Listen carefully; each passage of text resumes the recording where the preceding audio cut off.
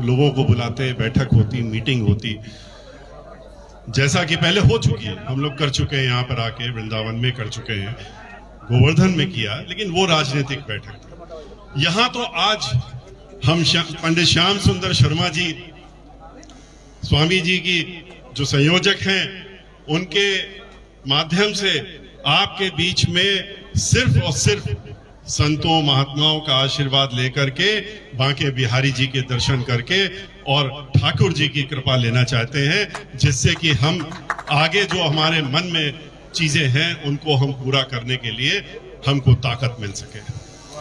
वृंदावन जो है वो ऐसा स्थान है जहां पर कोई, हम ऐसा नहीं है कि 2007 में हमारी सरकार बन गई और हम सरकार में आए तब हम वृंदावन आए। वृंदावन हम बचपन से आते आ रहे हैं, वृंदावन में हम बराबर आते हैं। यहाँ टाट बाबा गोपेश्वर जी में हैं, हमारे गुरुजी हैं, हम उनके यहाँ भी आते हैं और आ करके दर्शन करके चले जाते हैं आशीर्वाद लेकर के। लेकिन जब इतनी बार आने के बाद यहाँ की समस्याओं को देखा हमने और लोगों से जाना, तो अफसोस जरूर हुआ, क्योंकि इतने वर्षों से एक ऐसा धाम जहां पर कि लोग कहते हैं कि अपने चरण रख दीजिए, उसकी मिट्टी में आप अगर चल दीजिए तो आपको सीधे सीधे वैकुंठ धाम मिलता है और आपको दोबारा जन्म नहीं लेना पड़ता। ऐसे स्थान में इतनी दिक्कतें हो, जब जानकारी ये मिली कि यहां पर तो सीवर लाइन ही नहीं है, पानी की लाइन नहीं है, बिजली की व्यवस्था नहीं है, यहां पर बिजली आती है तो 5 मिनट ले आती है फिर चली जाती है, गलियों में सभी जगहों पर जो आने जाने का रास्ता है, यहाँ पर लाखों की संख्या में लोग आते हैं, वहां के जो हालात थे वो सब हमने देखे। हम पंडित श्याम सुंदर शर्मा जी को इसलिए नहीं कि इनका नाम श्याम भी है और सुंदर भी है, तो इनका तो नाम ही ऐसा है कि मथुरा के नाम से तो इनको जाने ही जाएगा, जोड़ा ही जाएगा। जब भी मथुरा का नाम लिया जाएगा तो श्याम का नाम लिया जाएगा, तो श्याम सुंदर शर्मा को नाम भी लिया ही जाएगा। और ऐसे में इनके साथ भी मिल करके जो जानकारियां यहाँ के लिए मिली, तो उसमें हमको ये लगा कि अब अगर हमको ईश्वर ने, हमको प्रभु ने इतनी ताकत दी है, शक्ति दी और हमको इस कार्य में लेकर के आए हैं, तो कोई ना कोई तो प्रयोजन या योजना होगी उनके मन में। खाली ये तो नहीं होगा कि हम बैठ करके और सत्ता का कोई सुख भोगने का काम करें। अगर ऐसा था तो हमको आने की जरूरत ही नहीं थी राजनीति में। हमें राजनीति में आने की क्या जरूरत है? हमारे यहाँ तो सभी लोग वकालत के पेशे में, हम भी सीनियर एडवोकेट 45 वर्षों से, हमारे पिताजी मुख्य न्यायाधीश गवर्नर रहे, हमारे सगे चचा न्यायाधीश रहे, हमारे सगे बड़े भाई न्यायाधीश रहे, हम भी महाधिवक्ता रहे और चेयरमैन बार काउंसिल रहे, वरिष्ठ अधिवक्ता रहे, लाखों की रोज की आमदनी थी। हमको क्या जरूरत थी राजनीति में आने की? लेकिन राजनीति में जब आ ही गए और राजनीति में लाने का काम, राजनीति में हमारा कोई आने का काम नहीं था, राजनीति में लाने का काम जरूर हमको हमारी पार्टी की मुखिया जो बहन मायावती जी उन्होंने किया। तो जब वो लेकर के आई राजनीति में हमको, तो उसी समय हमारी उनसे जब वार्ता हुई तो हमने कहा कि कुछ काम ऐसे हैं जो कि मैं समझता हूं व्यक्तिगत है। उन्होंने कहा जो भी आपके व्यक्तिगत काम हो वो जरूर कर लीजिएगा। तो वृंदावन में जब हमने ये स्थितियां देखी तो हमने उनके सामने रखा। हमने यहाँ पहले आए, यहाँ 2-3 बार आए, आ करके यहाँ के लोगों से सबसे भेंट की, मिले, बैठकें करी, जानने की कोशिश करी कि यहाँ क्या क्या कमियां हैं। तो कमियों की तो फेहरिस्त लग गई, ऐसी चीजें आई जिससे कि होश उड़ गए। मतलब ऐसा स्थान, ऐसा तीर्थ स्थान जहां पर दुनिया के सभी कोनों से लोग आते हैं और वहां पर इस तरह की कमियां सुनने को मिली, तो ये अफसोस हुआ कि हमारा भारतवर्ष इतने वर्ष पहले आजाद हो गया और आज भी हम वृंदावन का रूप बदल नहीं पाए। तो ऐसे में हमने उनसे कहा कि बहुत बड़ा काम है, बहुत सारे काम। उन्होंने हमको क्लीन चिट दे, खुली छूट दे दी। उन्होंने कहा कि हमें आपसे पूछना ही नहीं है कि कितना का बजट है और क्या करना है, लेकिन आप जाइए, फिर ये मत कहिएगा कि ये काम रह गया वो काम रह गया। और इसीलिए हम यहाँ पर आए और यहाँ पर कई बार आए और आकर के हमने बैठकें करी, अधिकारियों के साथ भी की, कमिश्नर को भी बुलाया, पुलिस के अधिकारियों को भी बुलाया, डीएम को भी बुलाया और सबके साथ बैठक करके हमने कहा पूर्ण विकास की बात करिएगा, कोई एक चीज की बात मत करिएगा। बताया गया कि यहाँ विधवा आश्रम की जरूरत है, यहाँ पर अस्पताल नहीं है, यहाँ पर बस अड्डा नहीं है, यहाँ पर पावर स्टेशन नहीं है, यहाँ पर मेला घोषित होने की बहुत वर्षों से लोग कह रहे हैं कि मेला घोषित कर दिया जाए, मेला घोषित नहीं हो रहा है। यहाँ की सड़कों की हालत, यहाँ परिक्रमा का जो स्थान है यहाँ से लेके गोवर्धन तक का, उसकी हालत बहुत खराब है। ना पक्की सड़क है, ना कच्ची सड़क है, ना फुटपाथ है और इसके साथ साथ में पूरे वृंदावन में सीवर लाइन नहीं है। तो इन सारी चीजों को देखने के बाद में एक योजनाबद्ध तरीके से हम लोगों ने इस कार्य को शुरू किया और समग्र विकास किया। खुशी की बात है, पैसा शुरुआत में 200 करोड़, फिर 300 करोड़, फिर 350 करोड़, जैसा जैसा रुपया इस्तेमाल होता गया और लगता गया, हम लोग उसको आगे बढ़ाते गए और सारे जितने काम ये मैंने अभी आपके सामने कहे, ये सारे के सारे काम वृंदावन में हमको करने का एक मौका मिला। और मैं ये समझता हूं कि ये काम जो वृंदावन में हुए, इसमें मैं अपने ऊपर कोई श्रेय अगर लेता हूं तो इससे बड़ा धोखा मैं अपने आप को नहीं दूंगा। ये श्रेय हमारे ऊपर या व्यक्तिगत आप लोगों का बड़प्पन है कि आपने कहा कि आप लोग महात्मा जन हैं, आप लोग हैं, आप कह रहे हैं कि ये आपने किया। हम क्या कर सकते हैं, हमारे हाथ में क्या है? करने वाला तो वो ऊपर है और प्रभु ठाकुर जी हैं और वो हैं जो करवाने का काम करते हैं। किसके माध्यम से कराते हैं ये वो तय करते हैं। उन्होंने उस समय हमको माध्यम बनाया, हमारे माध्यम से उन्होंने ये मौका दिया कि हम इन सब चीजों को वृंदावन में कर सकें। तो हमको मौका मिला, तो इसके लिए भी हम प्रभु श्री ठाकुर जी के चरणों में अपना शीश नवाते हैं। और आप सबको भी हम ये जरूर कहेंगे कि आपका आशीर्वाद अगर हमारे साथ में नहीं होता तो हम शायद ये काम नहीं कर पाते। जब हम राजनीति में आ ही गए थे, तो राजनीति में आए तो हमसे बहुत से लोगों ने कहा, और हम कई जगह पूरे उत्तर प्रदेश में ब्राह्मण समाज के बीच में गए और जा करके हमने 2005 से 2007 के बीच में उनसे बातचीत की। और बातचीत हमने कुछ और नहीं की, 10,000, 20,000, 25,000 की संख्या में लोग इकट्ठा होते थे। पर ब्राह्मण समाज से हम एक बात करते थे, हमने कहा कि आप ये बताइए कि हमारा क्या, ब्राह्मण होने के नाते हमारा क्या कर्तव्य है। सबने एक शब्द में कहा कि ब्राह्मण तो दीक्षा देने का काम करता है, भिक्षा लेकर के भी दीक्षा देता है, और ब्राह्मण अपने बारे में नहीं सोचता। ब्राह्मण हमेशा समाज के बारे में सोचता है, सर्व समाज के बारे में सोचता है और कैसे सबका उत्थान हो इसके लिए अपना पूरा जीवन समर्पित कर देता है। तो ऐसे में हमने कहा कि फिर भेदभाव क्यों? जैसा कि अभी हमारे गुरुजन ने कहा भी कि जाति, धर्म, भगवान श्री राम चाहे भगवान श्री कृष्ण, किसी ने भी इन सब चीजों से सबको अलग रखा, कहा इसमें मत पड़िए। उन्होंने करके भी दिखाया। इसको तोड़ने के लिए अनेकों उदाहरण हैं, रामायण से लेके और हर जगह, महाभारत, सब जगह है कि उन लोगों ने कैसे कैसे इन लोगों ने ये संदेश देने का काम किया कि जाति, धर्म ये सब चीजों से अलग नहीं है। और ब्राह्मणों को इसका कर्तव्य दिया गया कि ब्राह्मण जो है आगे बढ़ करके इनको करने का काम करे, बढ़ाने का काम करे, इस सर्वजन को एक साथ लाने का काम करे, ये ऊंच नीच जात पात से हटने का काम करे। लेकिन जब हम आए तो हम सबके बीच में गए, हमने उनसे 2-4 प्रश्न किए। उन्होंने कहा देखिए, और बहुत दो टूक बात होती थी, और वकील होने के नाते शायद हम उनसे सीधी वार्ता भी करते थे, सीधे प्रश्न भी करते थे, वो भी हमसे सीधे प्रश्न करते थे। हमने उनसे पूछा कि आखिर क्या परेशानी है। उन्होंने कहा कि कुछ लोगों ने कहा कि आपने तो कौन सी पार्टी ज्वाइन कर ली, इस पार्टी को क्यों ज्वाइन किया।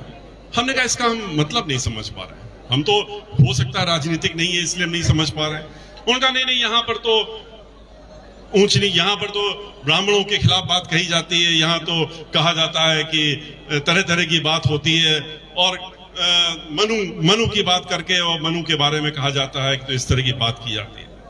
तो हमने कहा क्या कहा जाता है ये भी तो जरा बताइए।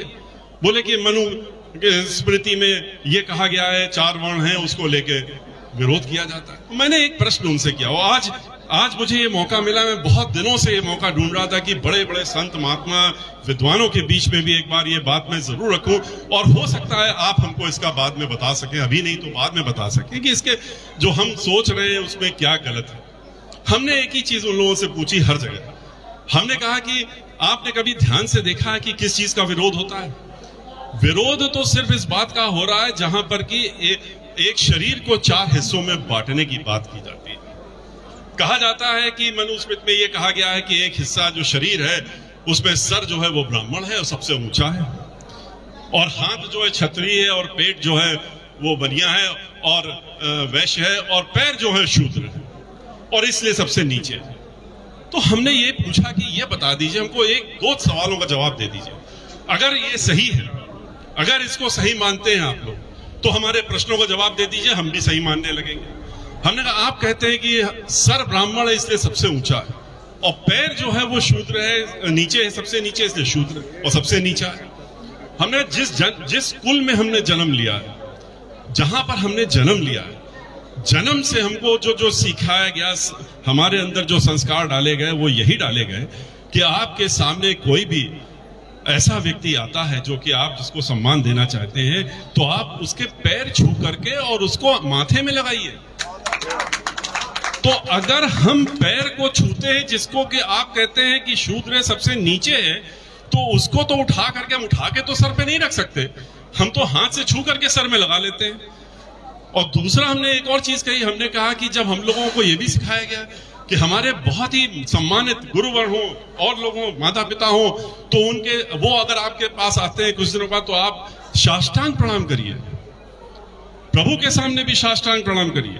और साष्टांग प्रणाम करने का क्या तरीका होता है कि जो सामने व्यक्ति है उसके पैरों पे अपना सर नवा दीजिए, छुआ दीजिए और उससे आशीर्वाद ले लीजिए।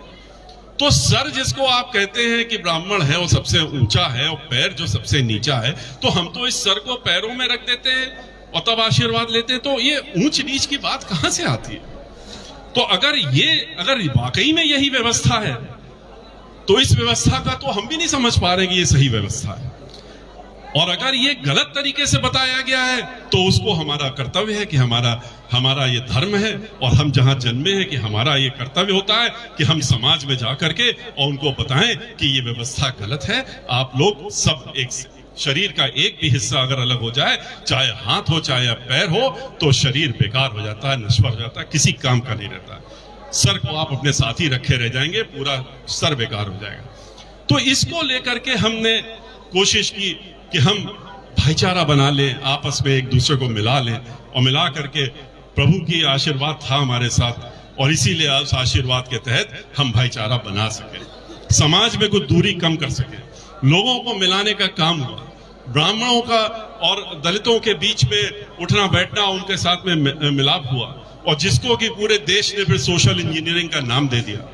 और उस सोशल इंजीनियरिंग का नतीजा भी क्या हुआ था कि उत्तर प्रदेश में पूर्ण बहुमत की सरकार बनी, और सरकार बनने के बाद हमको ये ताकत मिली कि हम ब्रिज में आकर के और ब्रिजवासियों की इच्छा के हिसाब से यहाँ पर आकर के काम करें। और खाली यहाँ पर हम नहीं रुके, जैसा कि अभी शर्मा का हम लोग श्याम सुंदर जी ने कहा कि खाली यहाँ ब्रिज में हम लोग नहीं रुक पाए थे। ब्रिज के बाद हम अयोध्या गए, अयोध्या में गए तो वहां पर भी वही सब दिखा, वहां पर भी सीवर लाइन नहीं, वहां पर भी पानी की व्यवस्था नहीं, वहां भी परिक्रमा की सड़क का व्यवस्था नहीं। आज वृंदावन में यहाँ की सांसद हमको जब मिली तो उन्होंने कहा कि वृंदावन में जो कार्य कर दिया वही कार्य दिख रहा है। और चाहे वो परिक्रमा का कार्य हो, परिक्रमा का कार्य करने में जब खुली छूट मिल जाती है राजा से या जो शासक है, तो कभी कभी हम लोग आगे भी बढ़ जाते हैं। हमने भी वही काम किया था, पर परिक्रमा का जब स्थान बनने लगा था तो हमने कहा था खाली सड़क ठीक कर देने से परिक्रमा नहीं हो जाएगी, सड़क के बाद फुटपाथ होनी चाहिए। फिर हमसे यहाँ के ब्रिजवासियों का, अगर फुटपाथ के बाद आपने यहाँ की धरती मट्टी को नहीं रखा जिसमें कि लोग पैदल चलते हैं तो बेकार है, तो हमने उसको भी बनाने का काम किया। उसके बाद यहाँ से लेके 29 किलोमीटर बुढ़े, बुजुर्ग, औरतें, महिलाएं, इन सबको हमने जाते हुए देखा, पैदल चलते हुए देखा। उनके लिए हमने व्यवस्था करी कि जगह जगह पर उनके बैठने का इंतजाम हो, पानी पीने का इंतजाम हो, तब तो आप समग्र विकास कर सकते हैं। आप उस तरीके से सोच सकते हैं जिस तरह से आपकी मंशा है कि हम यहाँ पर जो काम कर रहे हैं किसके लिए कर रहे हैं, जिनके लिए कर रहे हैं उनको अगर हम ध्यान में रख के करेंगे तभी उस कार्य को हम कर सकते हैं। तो उसी तरीके से यहाँ करने के बाद हम लोग अयोध्या गए। अयोध्या में हमने वहां की परिक्रमा का स्थान किया, सरयू नदी का घाट ठीक किया, वहां पर हमने जो सीवर ट्रीटमेंट प्लांट बनाया, सीवर पूरे अयोध्या में लगवाने का काम किया। वहां से वाराणसी गए, वाराणसी में जितने 80 घाट हैं उन सबको एक तरफ से ठीक कराने का काम किया। सीवेज ट्रीटमेंट 150 करोड़ का बनाने का काम किया। वहां पर भी जितनी भी चीजें हो सकती थी कर सकते थे। फिर अयोध्या के बाद ये लगा कि जहां राम की नगरी में तो हो गया, लेकिन सीता को क्यों भूल जाते हैं? सीता को नहीं भूल सकते। वो बात दूसरी कि आजकल खाली राम का नाम ले रहे हैं कुछ लोग। हम कहते हैं कि खाली राम का नाम क्यों लेते हो, सीता राम क्यों नहीं कहते हो? हम राधे कृष्ण कहते हैं, सीता राम क्यों नहीं कहते? लेकिन कुछ है जो लोग खाली राम का नाम लेते हैं और राम को अकेला कर देते हैं। सीता से अलग करते ही राम अकेले हो जाते हैं। लेकिन हम तो फिर बिठूर गए। बिठूर में जहां सीता मां रही थी वहां जाकर के, वाल्मीकि आश्रम में जाकर के, जहां लव कुश रहे वहां पर जाकर के हमने समग्र विकास किया। 150 करोड़ रुपए वहां खर्च करके उसका भी समग्र विकास करने का। आज हमें आपके बीच में आने का मौका मिला। मैं अपने को धन्य मानता हूं कि आज आपके बीच में आकर के और हमको आप सबका इतने इतने बड़े गुरुगण, हम आपके आगे तुच्छ मान, हम कुछ नहीं आपके आगे हैं। आप लोग जो हैं, आप रोजाना यहाँ पर लोगों को आप प्रवचन भी करते हैं, लोगों को बताते हैं, आप लोगों का अगला जीवन सुधारने का काम भी करते हैं। हम लोग तो इस जीवन में भटके रहते हैं, फिर आप लोगों के बीच में जब आते हैं तो आप लोग थोड़ा सा सही रास्ता हम लोगों को दिखा देते हैं और हम लोग फिर आगे बढ़ने लगते हैं। आपका आशीर्वाद अगर रहेगा, आपका आशीर्वाद हमारे साथ रहेगा और मुझे फिर से ताकत मिलेगी और प्रभु का आशीर्वाद रहा, ठाकुर जी का आशीर्वाद रहा, राधे कृष्ण का आशीर्वाद रहा, भगवान श्री राम का आशीर्वाद रहा, तो मैं आपसे कह सकता हूं। और आपने जो बहुत थोड़ी सी चीजें कही, आपने कहा कि एक साधुओं का, संतों का एक वो बन जाना चाहिए, आयोग बन जाना चाहिए और ये हो जाना चाहिए। ये सब तो बहुत ही ऐसी चीजें हैं जिसमें कि कोई आगे दिक्कत होनी ही नहीं चाहिए। लेकिन इसके आगे भी बहुत सी चीजें हैं, बहुत सी चीजें हैं। मंदिरों की सुरक्षा, मंदिरों की देखरेख, जो हमारे पूजा पाठी लोग हैं, जो हमारे मंदिरों में पूजा करते हैं जाके, जो घरों में पूजा करते हैं जाके, जो हमारे वेद पाठी हैं, जो हमारे वेद पढ़ाने काम करते हैं, जो सनातन धर्म को जिंदा रखे हुए हैं और उसमें जो धीरे धीरे कुठाराघात हो रहा है, उसको भी सबको रोकने का काम हम लोगों की जिम्मेदारी होगी और करने का काम करेंगे। आज उत्तर प्रदेश में जब हम लोग थे 2007 से 12 के बीच में, तो 350 संस्कृत विद्यालय, जो प्राइवेट संस्कृत विद्यालय थे, उनको अनुदान देकर के उनको चलवाने का काम किया था। आज तो जो सरकारी संस्कृत विद्यालय हैं, 1500 संस्कृत विद्यालयों में से घट करके और 700 रह गए। 500 जो महाविद्यालय थे उसमें से घट करके 200-250 रह गए। और कारण क्या है? हमसे उन लोगों ने मिलकर के बताया, हमने ऐसा क्यों, आप क्यों बंद कर रहे हैं? बोले हम नहीं बंद कर रहे हैं, हम लोगों को अनुदान देना बंद हो गया, पैसा देना बंद हो गया, इसलिए संस्कृत विद्यालय बंद हो रहे हैं एक एक करके। अगर संस्कृत विद्यालय बंद हो जाएंगे तो कहां पर लोग पाठ करेंगे, कहां बच्चे पढ़ेंगे? जब पूजन पाठ नहीं होगा तो ये सनातन धर्म जिसकी बात हम लोग करते हैं, जिसको हम लोग बचाने के लिए संकल्प लेते रहते हैं, ये सनातन धर्म कहां रह जाएगा? जो अभी के लोग हैं, उसके बाद अगली पीढ़ी तो कहीं नजर नहीं आएगी इन लोगों की जो इसको बढ़ाने का काम करे। इसलिए हम लोगों का ये भी उद्देश्य है कि अगर दोबारा हमको शक्ति मिली और हमको ताकत मिली और प्रभु की कृपा रही, तो इन सारी चीजों को हम लोग देखने का काम करेंगे और यहाँ पर सनातन धर्म को, उसको बचाने का काम करेंगे, उसको बढ़ाने का काम करेंगे। इसी के साथ में मैं बहुत ज्यादा समय न लेते हुए, क्योंकि आप लोग काफी देर से यहाँ पर रुके हुए हैं, काफी संत महात्मा और सबका आशीर्वाद हमको अभी मिल चुका है। मैं फिर से कहूंगा कि मैं धन्यवाद दूंगा कि हमको यहाँ पर आने का मौका मिला। और मैं शर्मा जी के बारे में इतना कहूंगा जरूर कि मैंने तो उनसे 2 दिन पहले ऐसे ही कहा था कि हमारी पत्नी, धर्म पत्नी यहाँ पर है कल्पना मिश्रा, वो सुबह से शुरुआत करती है पूजा पाठ में, तो रात तक उसी में बाकी कार्यों के साथ में उसमें लगी रहती हैं और हमको भी याद दिलाती रहती है कि आज ये है, आज वो है, आज इसको मत चूक जाना, आज ये मत कर लेना, घर से निकलना है तो ऐसे निकलना है, इतने बजे निकलना है, नहीं तो नहीं निकलना है। लेकिन फिर भी हम लोगों को निकलना मजबूरी होती है, कोर्ट कचहरी वाले लोग हैं, हम लोग तो निकल ही जाते हैं, प्रभु का नाम लेते हैं, निकल जाते हैं। लेकिन इन सब चीजों के बावजूद भी आज हमको यहाँ पर आने का मौका मिला, हम दोनों लोगों को यहाँ आने का मौका मिला, आप लोगों का आशीर्वाद लेने का मौका मिला। इसके लिए मैं ये कहूंगा कि मैंने तो सिर्फ 2 दिन पूर्व, 3 दिन भी नहीं हुए, मैंने शर्मा जी से अनुरोध किया था कि कार्तिक पूर्णिमा के पर्व में जहां पर कि विष्णु की कृपा रहती है, अगर उनकी पूजा आरती करने का मौका मिल जाए तो इससे बड़ा आशीर्वाद नहीं मिल सकता। आज वो भी आरती का भी मौका मिलेगा, दीपक जलाने का भी मौका मिलेगा। आज गुरु नानक जी का भी पर्व है और ऐसे सुंदर पर्व में हमको यहाँ आकर के अगर मौका मिल जाता है तो आप बताइए। तो इन्होंने 2 मिनट भी नहीं लिए, इन्होंने ये नहीं कहा कि अच्छा हम बताएंगे आपको, इन्होंने कहा कि आप अपना कार्यक्रम बनाइए और बाकी आप हमारे ऊपर छोड़िए।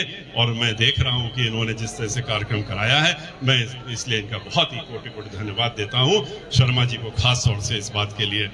और मैं इसी के साथ में ज्यादा कुछ न कहते हुए फिर से आप सभी संत महात्माओं को दिल से और प्रणाम करते हुए अपना सिर आपके सामने झुकाते हुए और आपसे मैं विदा लूंगा। राधे राधे, जय राधे कृष्ण। बहुत बहुत धन्यवाद आदरणीय मिश्रा जी।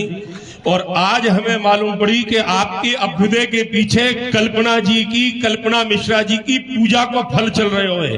और रही बात श्याम जी की, तो श्याम भैया जी के संबंध में तो आदरणीय मिश्रा जी एक बात कह दे, द्वापर तेई या नाम को आपने की 2 दिन पहले या को गिरिराज उठाए हुए की आदत ऐसी पड़ी भैया कि ब्रजवासी की लकड़ियां लगे और या की उंगरियां लगे तो गिरिराज उठे।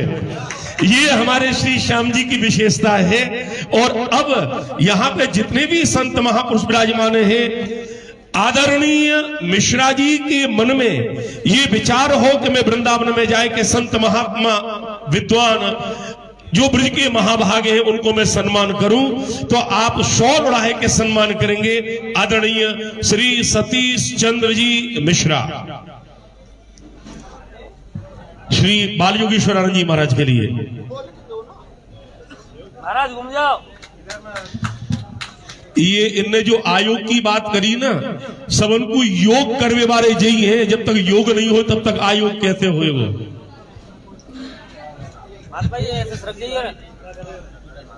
क्रम से यहाँ पे जितने भी विद्वान विराजमान हैं उनको आदरणीय मिश्रा जी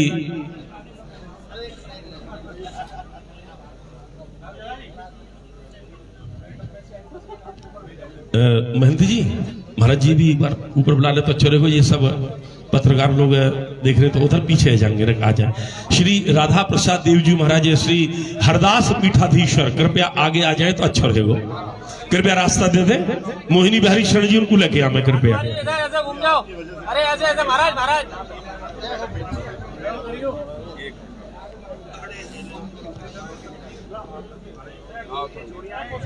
संत महात्मा ने आगे लाओ।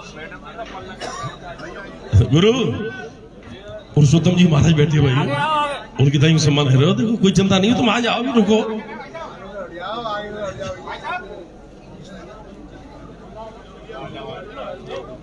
श्री अशोक व्यास जी रामायणी, हरी रावत जी, आदरणीय रमेश दत्त जी और हरि रावत जी, डॉक्टर अनिरुद्ध जी महाराज। अरे सामने से हट जाओ भाई साहब, सामने। अरे आगे चढ़ो भैया।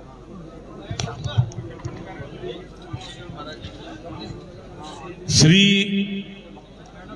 महिमा जी स्टेज पे आ जाएं। टूंडला से आई हैं बहन जो हमारी महिमा जी हैं।